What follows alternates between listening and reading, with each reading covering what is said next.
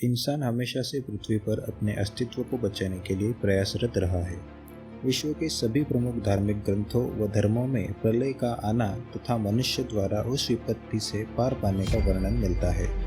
चाहे नोआ की आर्क की कहानी हो या मनु की कहानी, सब में एक बात समान मिलती है। प्रलय के पहले ही इस पृथ्वी के समस्त प्राणियों तथा सब प्रकार के वनस्पति बीजों को संरक्षित किया गया, जिससे इस पृथ्वी पर पुनः सृष्टि की स्थापना हुई। कुछ ऐसा ही प्रयास इन दिनों उत्तर में स्थित नॉर्वे के स्पिट्सबर्गन द्वीप के स्वालबर्ड क्षेत्र में किया जा रहा है। यहाँ ग्लोबल सीड वर्ल्ड बनाया गया है, जहाँ संपूर्ण विश्व के बहुभिन्न प्रजातियों के बीज संरक्षित किए जा रहे हैं।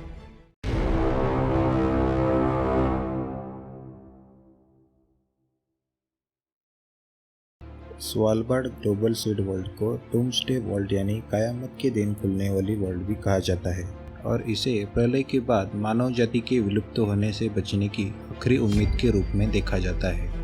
स्वालबर्ड सीड वर्ल्ड एक सुरक्षित तिजोरी है, जिससे दुनिया भर की सभी प्रमुख फसलों के बीज को एक जगह पर सुरक्षित रखने के लिए डिजाइन किया गया है।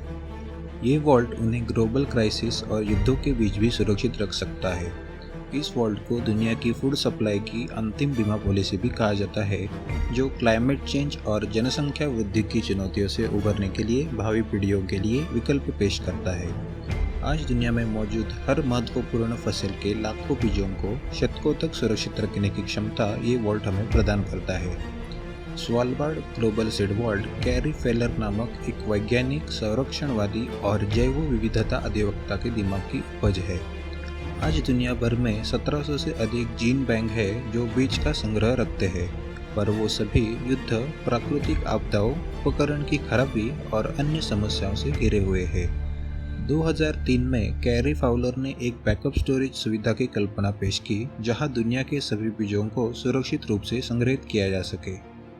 इस तिजोरी को 2008 में नॉर्वेजियन सरकार और एक अंतर्राष्ट्रीय गैर लाभकारी संस्था क्रॉप ट्रस्ट के द्वारा स्थापित किया गया, जिसका उद्देश्य जैव विविधता को संरक्षित करना है, जिससे वैश्विक खाद्य सुरक्षा सुनिश्चित की जा सके।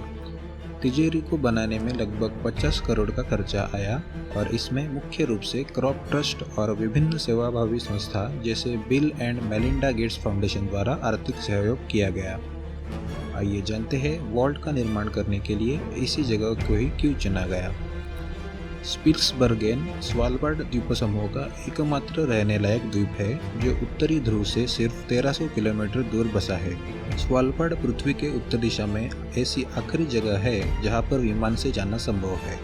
यहां पर जाने के लिए कोई भी दूसरा रास्ता मौजूद नहीं है। यहां पर तापमान -46.3 डिग्री सेल्सियस तक पहुंच सकता है। यह भूगर्भीय रूप से स्थिर है और इस क्षेत्र में हवा में नमी की मात्रा कम पाई जाती है। यहाँ पे साल में 153 दिन सूर्य की रोशनी नहीं दिखाई देती है और यहाँ ध्रुवीय भालुओं की तादाद इंसानों से ज़्यादा है, जो हमला करने से बिल्कुल नहीं कतराते। बिना किसी महंगे सिक्योरिटी इंतजाम के बावजूद ऐसी सुरक्षा प्रदान करने की वजह से ऐसे वर्ल्ड के लिए ये एकदम सही जगह है। क्या है स्वालबर्ड सीड वर्ल्ड की विशेषताएं? स्वालबर्ड सीड वर्ल्ड को बनाने का उद्देश्य यह है कि प्रमुख अंतर्राष्ट्रीय आपदाओं के बीच में अंदर के बीज सुरक्षित रह सके। इसे स्पिट्सबर्गेन द्वीप पर एक सैंडस्टोन पहाड़ के अंदर बनाया गया है, जिसके चुनाव से पहले इन चीज़ों को ध्यान में रखा गया। सबसे पहले स्पिट्सबर्गेन द्वीप में बहुत कम टेक्टोनिक एक्टिविटी है, यानी भूकंप होने की संभावना ना के बराबर है। दूसरी बात, द्वीप में परमाफ्रॉस्ट मौजूद है, जिसका मतलब है कि भले ही लंबे समय के लिए बिजली चली गई हो, तिजोरी के अंदर के बीज लगभग -3 डिग्री सेल्सियस तापमान पर कायम रहेंगे, जो कि परमाफ्रॉस्ट का नैसर्गिक तापमान है। तीसरी बात, ये पहाड़ इतना ऊंचा है कि भविष्य में क्लाइमेट चेंज के कारण बर्फ के पिघलने पर भी वर्ल्ड को कुछ नुकसान नहीं होगा, क्योंकि यह समुद्र तल से 150 मीटर ऊपर बनाया गया है। यह माना जाता है कि इन सभी वजहों से किसी मानवीय गतिविधि की अनुपस्थिति में भी यह वर्ल्ड सैकड़ों या कुछ मामलों में हजारों वर्षों तक यह बीज सुरक्षित रख सकता है। स्वालबर्ड वर्ल्ड के प्रवेश द्वार पर एक स्कल्पचर की स्थापना की गई है, जिसकी वजह से इसे लंबी दूरी से देखा जा सकता है।